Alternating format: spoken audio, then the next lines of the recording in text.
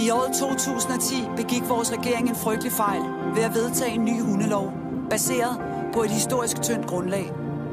På nuværende tidspunkt er dødstallet op imod 2.000 sunde og raske hunde, som enten så forkert ud, eller som havde tilladt sig at have en normal hundeadfærd. I bliver simpelthen nødt til at lave den hundelov om. Giv os vor frihed tilbage. Utrygheden breder sig.